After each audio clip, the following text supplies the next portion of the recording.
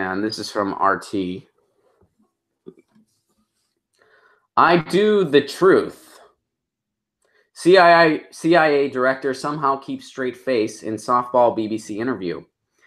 CIO director Mike Pompeo welcomed an acquiescent BBC into his Langley headquarters for an interview that America's adversaries will hope beyond hope was a demonstration of extreme irony rather than official policy. Okay. I'm not familiar with this interview. Pompeo had an impressive background. He graduated first in his class from West Point and editing the law review during his time at Harvard Law School. But far more impressive is his ability not to laugh out loud at his own statements, according to the article. I don't do fine lines, I do the truth. I promise I didn't make that up. The CIA director actually said that. Historical coups and Saddam's non-existent WMDs apparently don't count in Pompeo's world. Americans should be worried about the statement on two fronts. Firstly, either their top spy master is a terrible liar, which is not great in a spy, or the top spy master doesn't lie, which is not great in a spy, okay? The usual suspects were in the firing line for the sit-down BBC interview: North Korea, China, Russia, and Iran. The top trumps of global villains in the eyes of America. Nice play on words there by the author of this piece.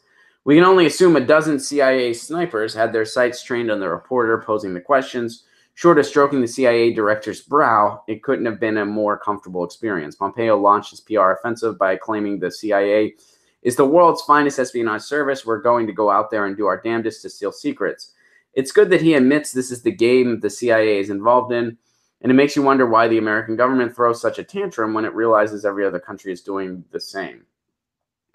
The people who should be most worried is probably the Chinese, not the Chinese government, but normal Chinese people. Pompeo said the Chinese are very active. We can watch very focused efforts to steal American information, to infiltrate the United States with spies, people who are going to work on behalf of the Chinese government against America. We see it in our schools. We see it in our hospitals and medical systems. We see it throughout corporate America.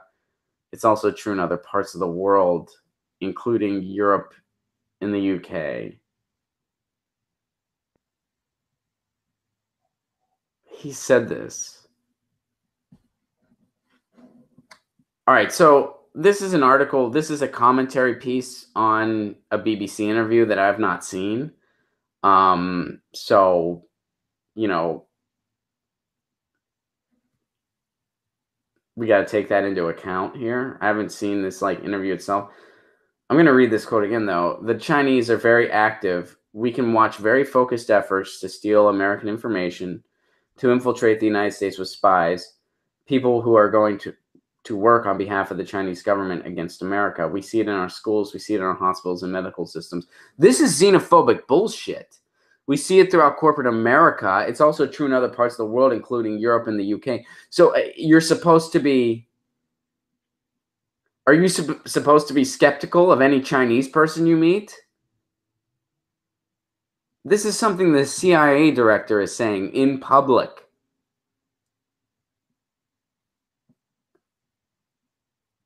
And as the author points out, some of those people are just school kids, nurses and business people who happen to look Chinese, perhaps try and get a handle on that paranoia. Yeah, paranoia is... It's xenophobic paranoia is what it is. And it's discriminatory.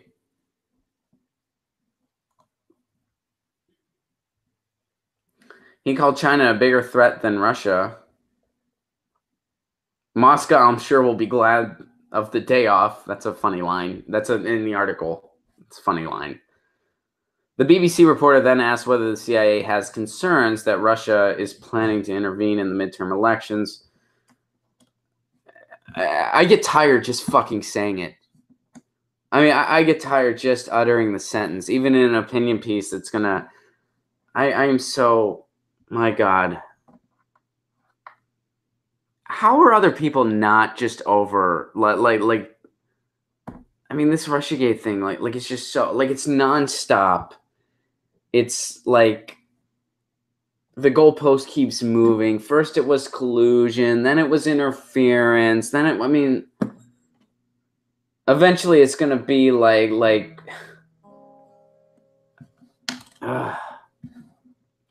Pompeo's views on Iran were, all right. were a performance in high satire, at least I hope they were. Try these comments for size.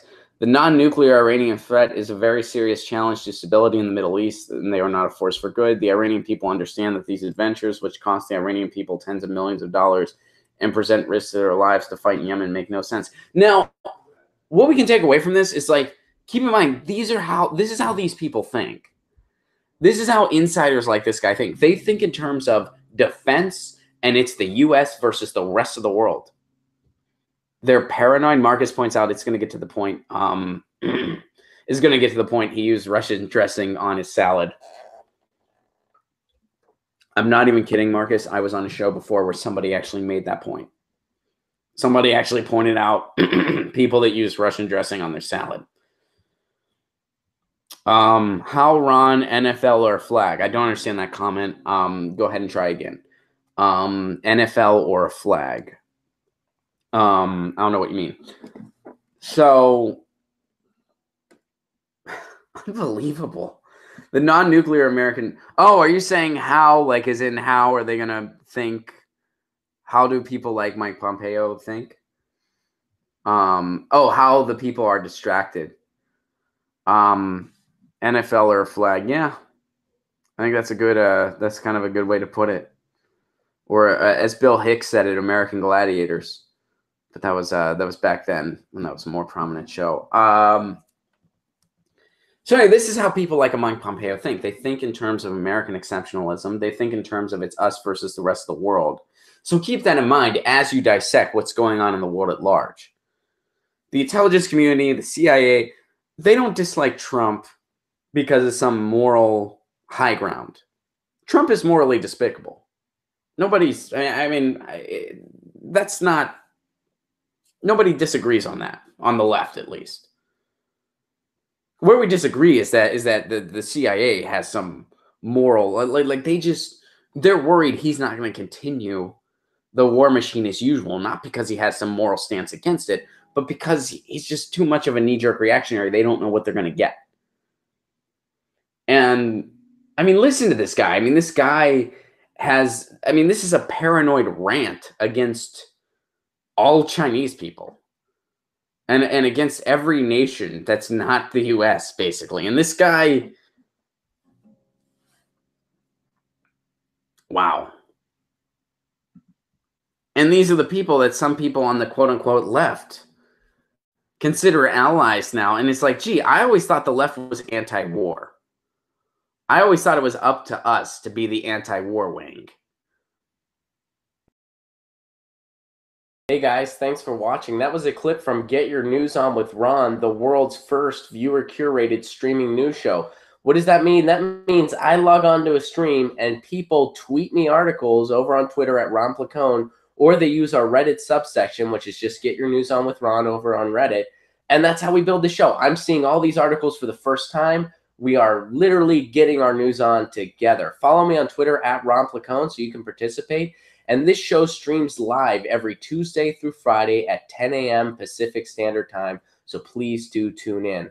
If you want to support this show, you can do so over on patreon.com/Ron Placone, where for as low as $1 a month, you get access to exclusive podcasts every week, exclusive videos, free tickets to shows when I'm performing in your town, and more for as low as $1 a month. Please do consider it. Thank you so much for your support. This has been Get Your News On with Ron.